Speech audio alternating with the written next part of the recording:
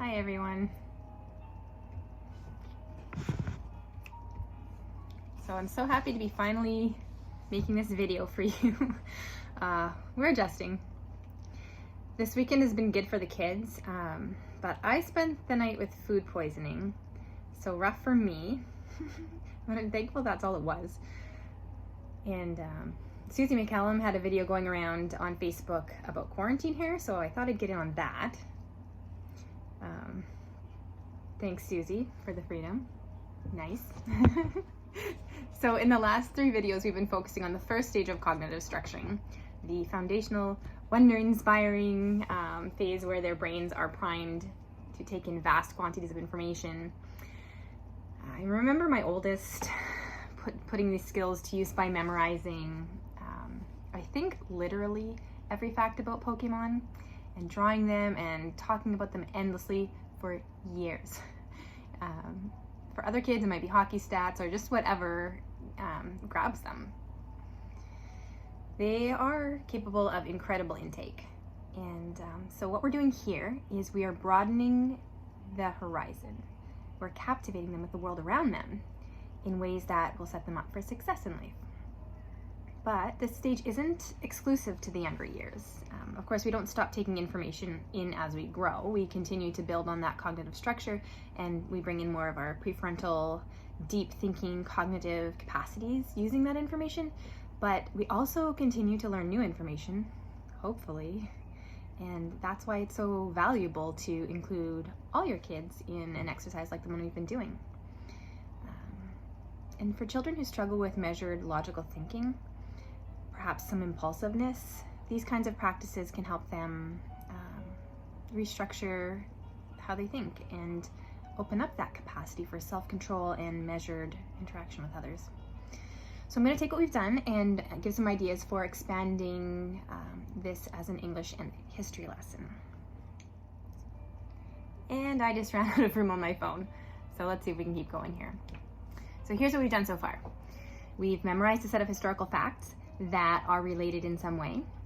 We've opened up wonder by exploring what we know and what we don't know, and given the information that we have in the memory sentence and past studies. And we've dug a little deeper into the story, either through a read aloud together or having them read a little further on their own. And then we just left it there. So here we are, day 3, digging a little deeper with a lesson in English and history. So with your little guys, maybe you just memorized the history sentence and left it there, and that's awesome. That will serve them really well. For young children who have begun writing their letters and words and are really early readers, this might turn into some copy work where you find just a beautiful sentence that they can practice with. For early elementary, this might turn into writing a paragraph with an illustration, or even maybe more than that. If you look at how we do this for the kids in upper elementary, we've broken it down enough that even the younger ones could do this with them and end up with kind of a really cool project at the end. So upper elementary, you might choose to have them go through this process 3 times and with 3 different topics, and have them add an intro and a conclusion and end up with a riveting report in the end. And there's actually no reason why you need to tell them this is what they're doing ahead of time, that this is what they're working toward, especially if this is their first time and they would find that intimidating. You can just surprise them with the fruit of their labor once you get into the intro and conclusion phase. And you can, they will be amazed at what they've accomplished. So after a few of these, they're going to be able to just pop them out really quickly, really easily, because they've gone through the steps a few times. What about high school and junior high students? We haven't really talked much about them. So for them, maybe this would turn into a persuasive essay. You can take them through this in much the same way, 1 paragraph at a time, and surprise them with the fact that they're in grade 7, that they've just written a persuasive essay. And when you get to that point of intro and conclusion, this exercise builds those essential thinking skills that are preparing them for college. So it's a really cool thing to get going on in grade 7. And after they've written a few of these, it also becomes simpler for them, and you can start beginning to help them with their rhetorical flourish. I don't suggest working too much on that before they've learned the essentials. You don't want to end up with the sophist on your hands. We could maybe talk more about that another time. So that's one way you can take it with the older ones. But again, it could also just be a simple report like the other kids are writing. They could probably knock this off in a day, but they don't have to. You can take this slow with all of your kids, go through a ton of different topics throughout the year in a ton of different subjects, and they will get so much out of it. So if they want to work faster, they can. They don't have to. There are other things you can be doing with them to take up their time. So just something to consider, but that's something that you can do with them that will challenge them even further. So where do we start? Again, we can begin together. So Magna Carta, day 3. Hopefully from your time exploring together, you have sensed what has grabbed them, what has grabbed your child's interest, and so from there you could assign one of the topics for them to read more on, or you could let them choose from a list. Any of the things in our history sentence would be great to choose. So they could write on England or France, they could write on one of the kings, one of the dates. They could write, for instance, a paper on 1215. They could write on Magna Carta or the 100 Years' War, or anything else that they've come across in the readings that you've done that has grabbed them and that you think would enrich the overall discussion. And you're going to see how discussion becomes a really big part of this, and it's really fun to watch them share what they know. So each child is going to become the family expert on one topic. And for your little guys, you can read with them on whatever, and they'll have stuff to add to. So if more than one child is interested in the same topic, that's great too. Have them go to different sources and they can compare what they find. You might even find they disagree, which can be really interesting to talk about. So as they read, have them think of have a few questions in the back of their mind that they're pondering. Just simple questions like, what's important about this? What's interesting here? What did you find interesting? What do you think your friends would find interesting? How might things have turned out differently? How was the situation or even the world changed by this person or this event? You can have them take notes in point form if this is going to turn into a writing assignment, or you can just have them read for interest and you can chat about it in the future. So leave it there. Have them go and work on that. Meet back tomorrow. So Magna Carta day 4. Now what you're going to do when you get together is you're going to have them share what they learned. So surprise, after they've done this, they've just given an impromptu presentation in front of people that they feel safe with, and this will go a long way to prepare them to feel safe and comfortable with public speaking. Wouldn't it be great if they could avoid developing that fear that is so common to all of us, and instead feel confident in themselves and be able to share what they know and believe with the world?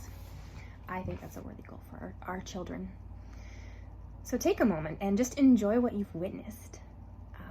Although you likely have more than one child, and each in a unique stage of development, they all have something different to offer to the discussion, a unique perspective, and your little guys are going to have something to offer too, and they're going to be excited to share it with you. So make sure that you let them and that you celebrate them too. Now what you can do is you can choose, this is just another option, you could choose 2 of the presentation topics and turn them into a comparison exercise. So this would help them learn to see the nuances between things. You could choose things that are going to have obvious similarities, like the 2 kings. You could choose to compare the Magna Carta with the Canadian Charts of Rights and Freedoms. You could compare England then and now, King John and Justin Trudeau. There's so many ways you could go with this. Or if they've had experience comparing similar things like that, you could go for a more unusual comparison. You could compare King Edward III and France. You could compare the Magna Carta and an apple. You can really actually go anywhere with this. Just get them thinking about similarities and differences, and it's a good exercise for them. What you're going to do this is just set up a comparison chart, a glorified Venn diagram. So 3 columns, 1 topic on one side, 1 topic on the other, and then in the center column you'll have labeled both. And they're probably going to start calling out obvious differences first. So let them begin with whatever comes to mind, and Just let them go as long as they can, get out everything, but then have them focus on the both section. And you can kind of prompt them with a few questions here. So what do they both do? Exhaust what they can come up with here. Let them think outside the box. Let them share the ridiculously obvious. Like if you're talking about the Kings, they might say they both breathe. Just whatever, go with it. Did they both have a childhood, a location, a time in which they ruled and they lived and ruled, a family, a goal? Your kids will come up with all kinds of things that they both have, or that they both do. Sorry. The next question, what they both have. They might say responsibilities, crowns, bodies. So again, just write it down. And what are they? Kings, rulers, humans, men? So those are just some things to get them started, but you can ask them any questions you can think of to help them think of similarities. Try not to be too leading in your questions. Keep them open and let your kids drive the conversation that way. So once you've filled out the obvious and you've gone through the both column, you're going to ask them to look at the both column and ask, even though this is something similar between them, how were they different? So they both had a childhood. How are their childhoods different? They both have bodies. What was different about their bodies? Do you have a picture? Could you compare? What was the difference between the way their crowns looked? I don't know, whatever. What was the difference between their goals? So again, you're going to find out that there are things that they don't know, and use that to open up wonder again. And now as you see them wondering again, have them choose another topic or assign them one that you can see has already grabbed them, and have themselves ask those same questions again. What was important? What was interesting? How might things have turned out differently? Those kinds of questions, just to kind of have in the back of their minds. And now with all of this new information that they've shared, you might choose to look back on some of the, actually, you know what? You're gonna send them off and they're just gonna work on it. Leave it there. Come back, day 5. You're gonna start again with them just sharing what they've learned.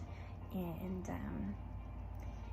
now with all of this new information shared, you might choose to look back on those initial questions that you had on day 1, when you just asked, what do we know, what do we don't know, and see what you've all learned.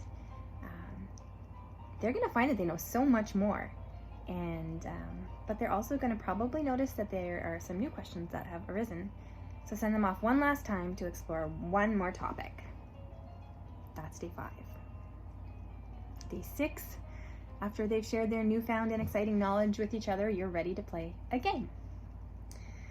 So the game that I'm going to tell you about, I call Steal the Spotlight. It might be one you recognize. It's nothing that I've completely made up on my own, but you're going to need a timer, topics that have been discussed throughout the lesson written on little sheets of paper.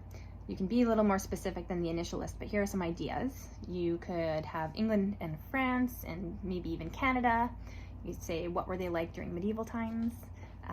Today, have it be about the geography of the place.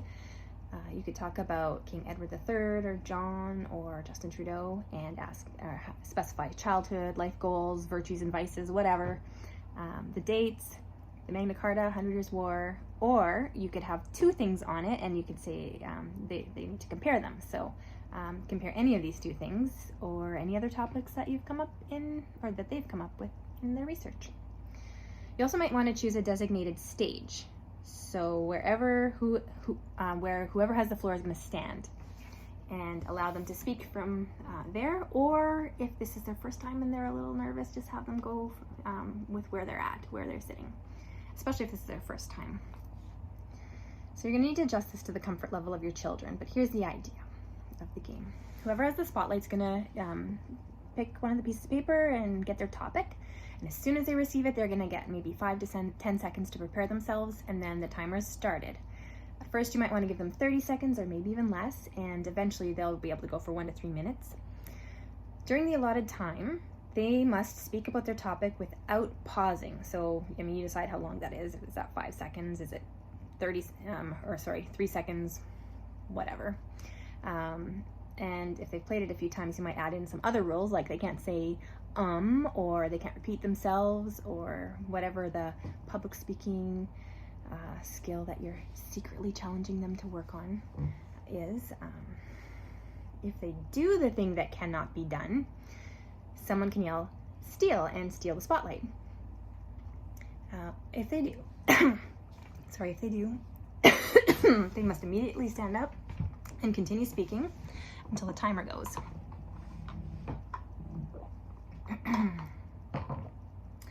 So there can be multiple steals that can happen in a single round. If the speaker makes it to the point that the timer goes off, they get 5 points. If someone else is left standing at the end, then then that person gets 2 points. And then what you're going to do is at the end of the game, whoever wins you're going to bestow some kind of honor on them. So maybe that they get a salute or a hat tip every time you walk by them for the rest of the day. I don't know, be creative. The last thing that I wanted to talk to you about today is bringing a community into the homeschool, which is really tricky right now. With classical conversations, we usually meet with our community 1 day a week and we school together. Sometime I'm going to share a little bit more about what this looks like, and why I think it's such a beautiful thing. But we all commit to the same scope and sequence for the year, which you can actually check out on the Classical Conversations app. That's free right now. If you haven't done that already, go do it.